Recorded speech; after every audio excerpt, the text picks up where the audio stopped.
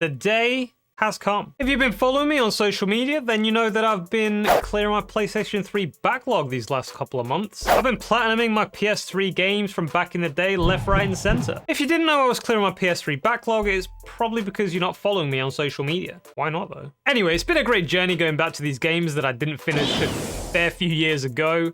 There's a certain satisfaction in earning the platinum after almost a decade of not touching a game. But before we get into the main chunk of the video, I need to answer some questions from some people who were just a little bit too late in posting their questions to be added to the Q&A video. So the first one is from Carla Trihi from the community post.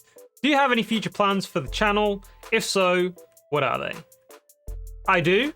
It's mainly to try and add more anime content whenever I can. It's something I've wanted to do since I started the channel. I've got a few ideas, I just need to put them into motion. Apart from that, not really. I mean, just improve my content. I don't really have like a master plan of like certain goals that I need to achieve by certain time periods.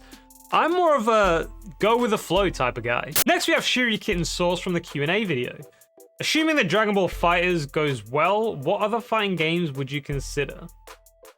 I'll most likely be going back to Injustice 2 since it's on my PlayStation 4 backlog. After that, I don't know.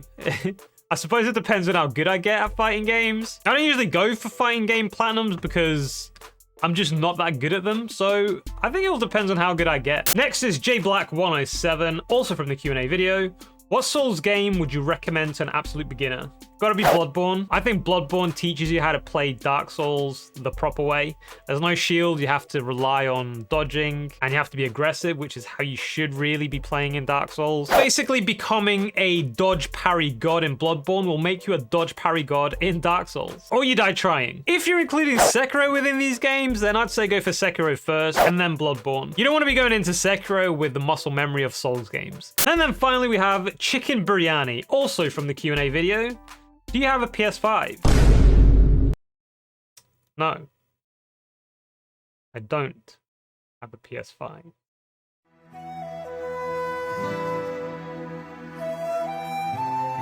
Anyway, it was definitely fun and nostalgic going back to play these games again after so long. It was also very frustrating. The hardest thing for me was...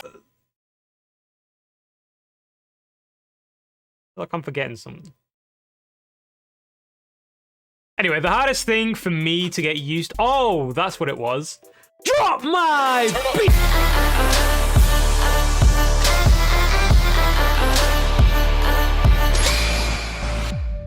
Anyway, like I was saying, the hardest thing for me was getting used to the controller. PlayStation 3 controller is so small. It kind of feels like holding a toy. It's like super light as well, compared to like the PS4 controller. I could literally balance it on one finger. Right, maybe I can't balance it on one finger, but it's really light. Then like the start button's in the middle rather than being like at the top. It was weird to get used to for sure. The other thing was the look of the games. Some of them, they look so ancient. I mean, I know at the time when they came out, they were like the best thing since sliced bread, but not to mention the frames. Some of these games, I noticed the frames going down to about 15. It was definitely an eyesore. Also, the loading times were ridiculous with some of these games. Now, I know I've done nothing but give you the negatives, but of course there were positives in going back. Some of these games actually hold up really well. Now, of course, throughout my journey, there were some games that I weren't able to platinum because they're unobtainable. So FIFA 12, FIFA 13, FIFA 14, The Last of Us, and Gran Turismo 5 are all unobtainable now because the servers have been shut down. This is a shame, but it is what it is. I mean, it can't be helped. The server's shut down. What am I gonna do? Castle of Illusion starring Mickey Mouse doesn't even have a platinum. I don't even know why I got it in the first place. Obviously, a moment of madness. And then finally, we have Final Fantasy X. I can still do this on the PS4, which is my plan, but that's a topic for another video. These games will stay a stain on my list forever, which to be honest, I don't really mind. I don't really want to be one of those perfectionists. I like seeing a little bit of imperfection in a list. That means that, you know, not every game that we play, we like, or even have the patience to go for the platinum. Now that my shame has been revealed and I was able to express myself in a safe environment,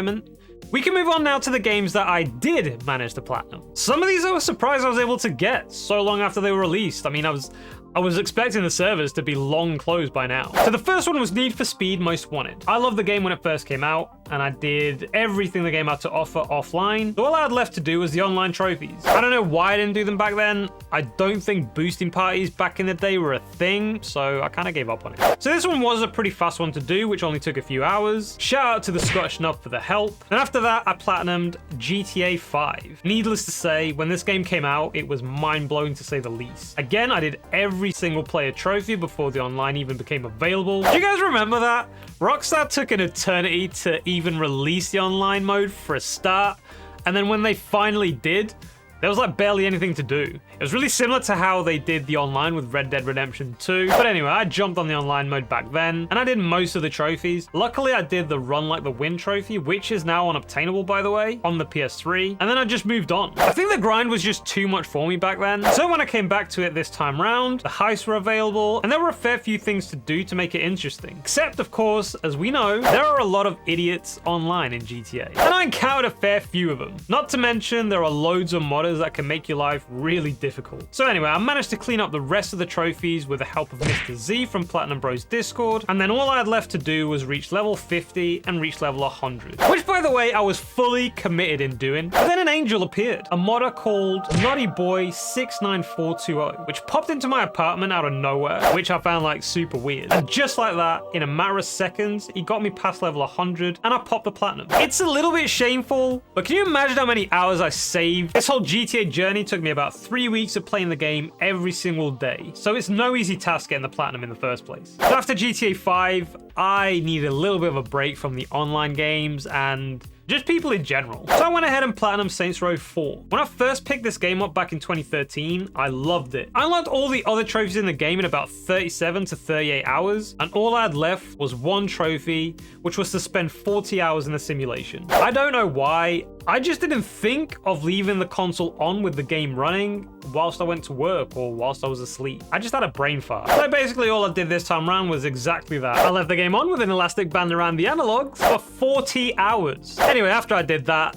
I went back onto the online grind. Crysis 3 was the next one to tackle. Now, back in 2014, when I got this game free with PS Plus, I did most of the offline trophies, and like Need for Speed, I didn't do any of the online section of the game. Now, the problem with this online mode is that you need to do them all in a public match, which isn't too bad when you think about it because the game is pretty dead, but that's also part of the problem. The hardest thing about getting this platinum was getting 5 reliable people together. I only found 3, which were Netsblocker, Blazkowicz6, and Avenger from a boosting group in PSN profiles. The other 2 kept changing every now and then, and of course the odd random person joined sometimes. In short, this was a nightmare to platinum. It took a long couple weeks where we would all have to pre-plan when we'd all be able to play together because of time zones and, you know, life in general, but eventually we managed to do it. And after that, I moved on to Tomb Raider, which, much like Need for Speed and Crysis, I didn't play a lot of the online. But this wasn't because I had no one to play with. It's because the online is so broken. It's a mess of a mode,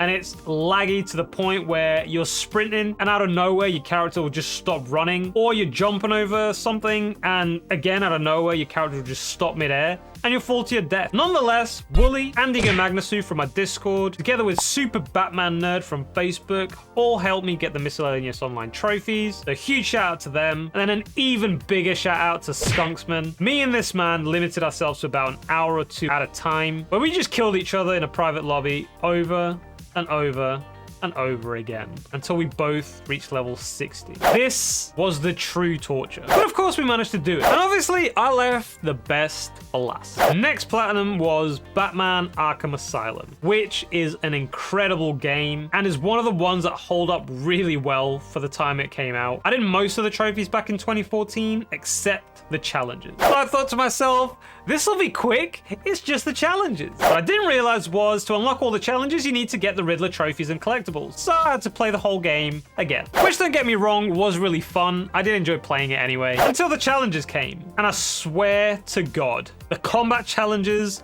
were the bane of my existence.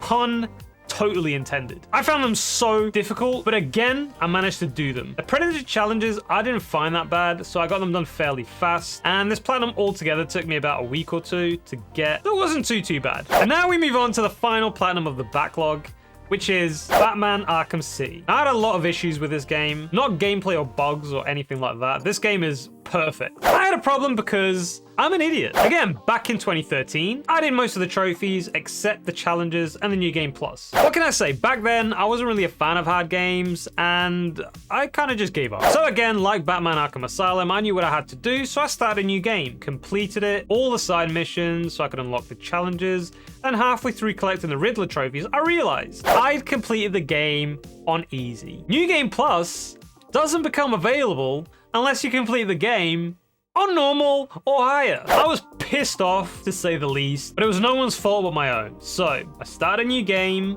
again, did all the side missions, collected all the Riddler trophies, and so unlocked all the challenges, as well as New Game Plus. Of course, I started New Game Plus, but I got burnt out pretty fast, so I went ahead and started the challenges. Let me tell you, the combat challenges in Arkham City are child's play. So I thought to myself, this is going to be so much easier.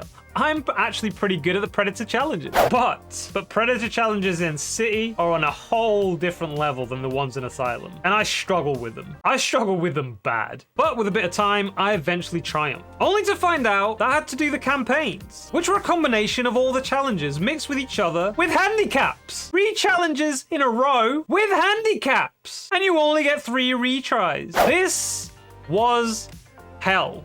It became my new bane of existence. Again, pun completely intended. But again, I triumphed. I then finished New Game Plus, which after the challenges felt like playing the game on easy, and I got the final platinum of the Backlog. And that was my journey. I enjoyed it for sure. Like I said, it was nostalgic and it was really fun going back to all these games that I hadn't played for years. But like going for any platinum, it was frustrating as well. I'm happy to have gotten it done before the inevitable shutdown of the PS3 servers. Nobody knows when it's going to be, but it will eventually happen. All that's left to do now is salute to you, my friend, and give you a warm embrace as I sit you down behind me, where you will remain inactive, but never forgotten. Thank you, PlayStation 3. You gave me many moments of joy, mixed with many moments of rage.